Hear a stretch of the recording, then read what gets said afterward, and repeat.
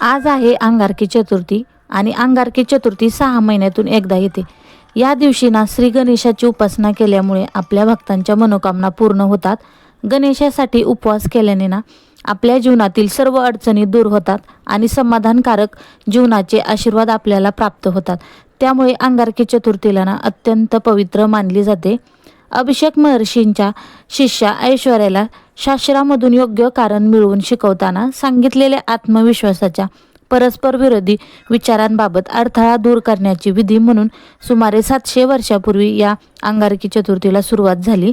म्हणून अंगारकी चतुर्थीला खूप महत्त्व आहे आणि त्यामुळेच मी इथे एक जवळच मंदिर आहे, तर त्या मंदिरात सर्व देव एकत्र आहेत। गणपती, महादेव, विठ्ठल, रखुमाई, लक्ष्मी माता आणि हनुमान असे सर्व देव तिथे आहेत।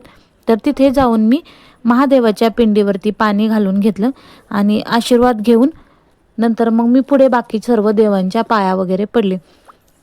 घरी आल्यानंतर स्वयंपाक करून घेतला आणि पूजेसाठी मोदक, नैवेद्याचं ताट सर्व ठेवून घेतलं आणि मग नंतर पूजा करायला घेतली। तर आज चंद्रोदय संध्याकाळी 9:15चा होता, 9:22 चंद्रोदय होता। तर इथे मी गणपतीची पूजा करून घेतली, हराळी वगैरे ठेवले, जास्वंदाचे फूल काही नव्हते पण कळीच मांडून मग मी पूजा करून घेतली। बाहेर तुळशीची पूजा करून घेतली।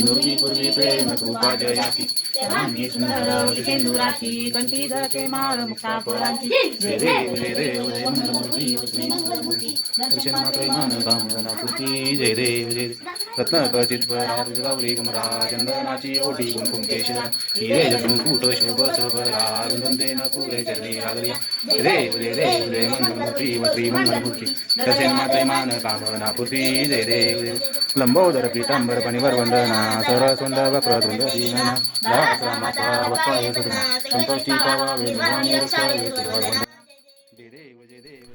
चंद्रोदय झाल्यानंतरच अंगारकी चतुर्थी सोडत असतो आम्ही, म्हणजे सगळ्याच चतुर्थ्या आम्ही चंद्रोदय झाल्यानंतरच सोडतो। तर त्याप्रमाणेच आजही चंद्रोदय झाल्यानंतर पूजा करून घेतली, आरती वगैरे करून घेतली। तर तुम्ही कशा पद्धतीने पूजा केली कमेंट्समध्ये मला नक्की सांगा।